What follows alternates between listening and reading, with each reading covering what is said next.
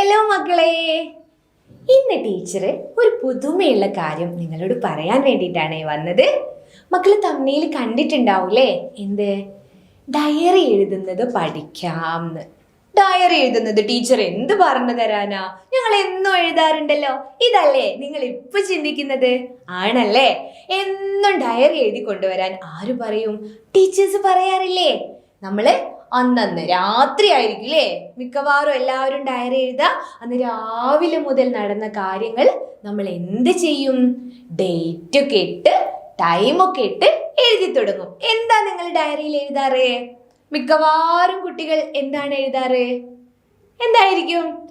ഇന്ന് രാവിലെ എഴുന്നേറ്റു, ചായ കുടിച്ചു, പല്ല് തേച്ചു, മറ്റു പ്രഭാത കൃത്യങ്ങളൊക്കെ ചെയ്തു, ശേഷം സ്കൂളിലേക്ക് പോയി, പഠിച്ചു, കളിച്ചു, തിരിച്ചു വന്നു. പിന്നെ എന്താ, ഉറങ്ങുന്നത് വരെയുള്ള കാര്യങ്ങൾ എന്ത് ചെയ്യും? മക്കളെ ഡയറി ആയിട്ട് എഴുതൂലേ? വലിയ പുതുമയൊന്നുമില്ല, നമ്മൾ എല്ലാവരും എഴുതുന്നു അല്ലേ? നിങ്ങളുടെ കുട്ടികളുടെ അല്ലെങ്കിൽ സുഹൃത്തുക്കളുടെ ഡയറി ആരെങ്കിലും വായിച്ചിട്ടുണ്ടോ? അയ്യോ, ഡയറി ഒരു സ്വകാര്യതയല്ലേ, നമ്മൾ ആർക്കും കൊടുക്കാറില്ല അല്ലേ ഡയറി വായിക്കാൻ. എന്നാലും ടീച്ചേഴ്സിന് കൊടുക്കാറുണ്ടല്ലോ. ടീച്ചേഴ്സ് നോക്കിയിട്ട് എന്തെങ്കിലും പറയാറുണ്ടോ? എന്തെങ്കിലും അഭിപ്രായം പറയാറുണ്ടോ മക്കളോട്? ഉണ്ടോ? അപ്പൊ ഇന്ന് ടീച്ചർക്ക് പറയാനുള്ളത്, നമ്മൾ ഡയറി എഴുതുമ്പോൾ ഈ സാധാരണ രീതിയിൽ ഡയറി എഴുതുന്ന രീതി ഒന്ന് മാറ്റിയാലോ? മക്കൾ ആൻ ഫ്രാങ്കിനെ കുറിച്ച് കേട്ടിട്ടുണ്ടോ? ആൻ ഫ്രാങ്ക് ഒരു കൊച്ചു മിടുക്കിയായിരുന്നു കേട്ടോ.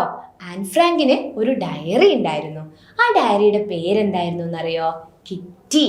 കിറ്റി എന്ന ഡയറി. അത് വെറും ഒരു പുസ്തകം അല്ലെങ്കിൽ വെറും ഒരു ഡയറി മാത്രമായിരുന്നില്ല. കിറ്റി എന്ന് പറയുന്ന ഡയറി ആൻ ഫ്രാങ്കിന്റെ അച്ഛൻ സമ്മാനിച്ചതായിരുന്നു. പിന്നെ എന്ത് ചെയ്തു? ആൻ ഫ്രാങ്കിന് ഈ ഡയറി കിട്ടിയത് മുതൽ ഓരോരോ കാര്യങ്ങളും ആൻ ഫ്രാങ്ക് ഇതിൽ കുത്തിക്കുറിക്കാൻ തുടങ്ങി. ഡയറി കിട്ടിയ അന്ന് തന്നെ ആൻ ഫ്രാങ്ക് എന്താ എഴുതിയെന്നറിയോ? മറ്റാരോടും പറയാത്ത കാര്യങ്ങൾ എനിക്ക് നിന്നോട് പറയാനാകുമെന്നാണ് ഞാൻ കരുതുന്നത്.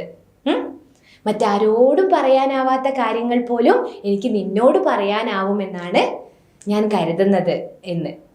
ആ ഡയറിയുടെ പേരായിരുന്നു കിറ്റി.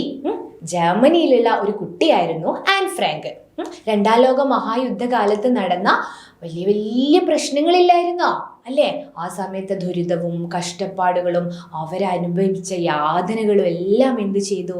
ആൻ ഫ്രാങ്ക് ഡയറിയിലൂടെ എഴുതി. എന്നിട്ട് ആ ഡയറി വായിച്ചിട്ടാണ് പലരും ആ സത്യങ്ങളൊക്കെ അറിഞ്ഞത്. ആ സമയത്ത് അവരനുഭവിച്ച പ്രശ്നങ്ങളൊക്കെ അറിഞ്ഞത്. ഇന്നും ആ ഡയറിയുടെ പേരിൽ ആരെ ഓർക്കുന്നു? ആരറിയപ്പെടുന്നു? ആൻ ഫ്രാങ്ക് ലോകത്തെ മുഴുവൻ അല്ലെങ്കിൽ ലോകം മുഴുവൻ അറിയപ്പെടുന്ന ഒരു വ്യക്തിയായി മാറിയതും അങ്ങനെയാണ് കേട്ടോ. അപ്പൊ മക്കളോട് ടീച്ചർ പറയുന്നത്, നമ്മൾ ഈ സാധാരണ രാവിലെ ഇന്നത് ചെയ്തു എന്നതിൽ നിന്ന് മാറി അതൊക്കെ നമുക്ക് എഴുതാം. എന്തെങ്കിലും അന്ന് വ്യത്യസ്തമായിട്ട് എന്തെങ്കിലും സംഭവിച്ചിട്ടുണ്ടെങ്കിൽ മക്കളെ അത് എഴുതാം.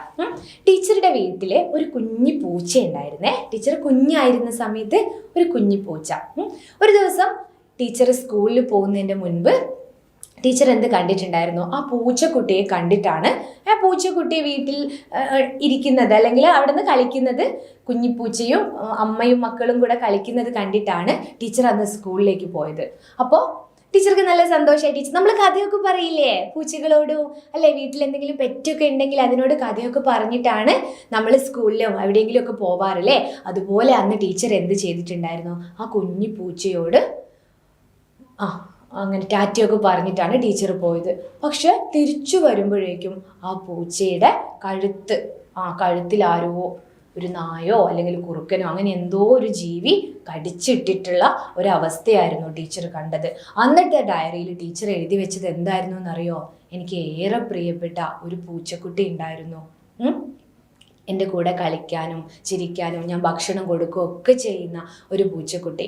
ആ പാവം പൂച്ചക്കുട്ടി ഇന്ന് ചത്തുപോയി എന്ന് ആ ഡയറിയിൽ. അത് ഈ അടുത്ത് ടീച്ചർ എടുത്ത് വായിച്ച സമയത്ത് ടീച്ചറുടെ മനസ്സിലേക്ക് ആ ഓർമ്മകളൊക്കെ ഇങ്ങനെ വന്നു. അങ്ങനെ കുട്ടിക്കാലത്തെ ഒരു ഡയറി ടീച്ചർക്ക് ഉണ്ടായിരുന്നു കേട്ടോ. ടീച്ചർ അതിനെ സച്ചു എന്നായിരുന്നു വിളിച്ചിരുന്നത്. സച്ചു എന്നുള്ള ആ ഡയറിയിൽ ടീച്ചർ ഒരുപാട് കാര്യങ്ങളൊക്കെ എഴുതി വെച്ചിട്ടുണ്ടായിരുന്നു. പൂച്ചയെ പറ്റി, പൂമ്പാറ്റ പാറുന്നതിനെ പറ്റി, നിറയെ മഴ പെയ്യുമ്പോൾ കുളവും വയലൊക്കെ നിറഞ്ഞൊഴുകില്ലേ സ്കൂളിൽ പോകുമ്പോൾ അതൊക്കെ ടീച്ചർ കാണാറുണ്ടായിരുന്നു. അതൊക്കെ ടീച്ചർ എന്ത് ചെയ്തു? ആ ഡയറിയിൽ എഴുതി വെച്ചു. അതെല്ലാം ചേർത്തുകൊണ്ട് ഇപ്പോൾ ഈ അടുത്ത കാലത്ത് ടീച്ചർക്ക് ഒരു കഥ എഴുതാൻ പറ്റി. അതുപോലെ എൻ്റെ ഗ്രാമം എന്ന് പറയുന്ന ഒരു കവിത എഴുതാൻ പറ്റി. അങ്ങനെ പല പല ഉപയോഗങ്ങളും നല്ല നല്ല കാര്യങ്ങളും നമുക്ക് ആ ഡയറി കൊണ്ട് ഉണ്ടാവും. പിന്നെ അത് വായിക്കുമ്പോൾ മനസ്സിനൊരു സുഖമാണല്ലേ.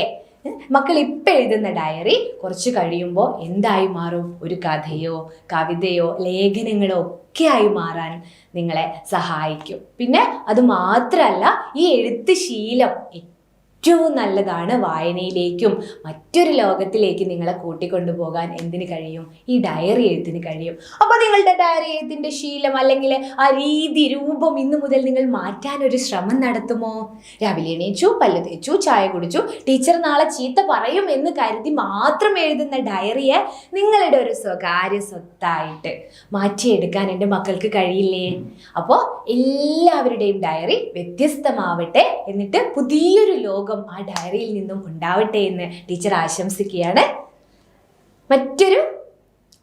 മറ്റൊരു പുതിയ കാര്യവുമായിട്ട് ടീച്ചർ അടുത്ത ക്ലാസ്സിൽ വരാട്ടോ.